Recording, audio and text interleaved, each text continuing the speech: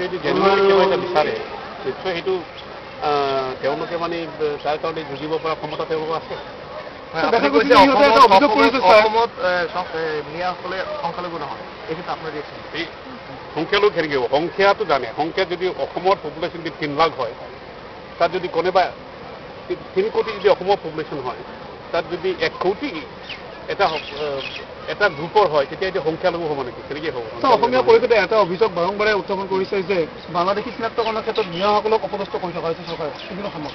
এই ক্ষেত্ৰত আপুনি কি ক'ব বিচাৰিছে? সেইখিনি ব্যক্তিগত মই মোৰ এক্সপিৰিয়েঞ্চ নাই, কাৰণ অসমত তেনেকুৱা প্ৰশাসনৰ লগত বা তেনেকুৱা চিনাক্তীকৰণৰ লগত মোৰ এনেকুৱা জড়িত নহয় কেইবাবছৰৰ।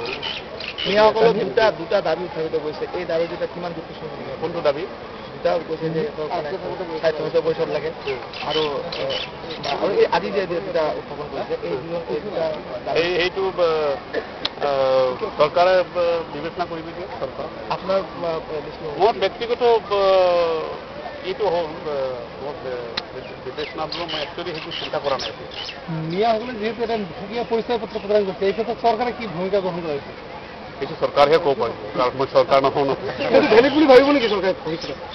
সেইটো মই কেনেকৈ ক'ম? একেবাৰে কেনেকৈ ভাবিব, মই কেনেকৈ ক'ম একেটা দল হৈ পেলাই? আজি এই অনুষ্ঠানত যোগদান কৰি থাকে মই আহিছোঁ, সেইকাৰণে ক'লোঁ নহয়। মই ভাবিছোঁ সেইখিনি যে একেসকলৰ যিটো চিন্তাধাৰা সেইটো যেন একেবাৰে অসমৰ ভালৰ কাৰণে হয়, শান্তি স্থাপনৰ কাৰণে হয়।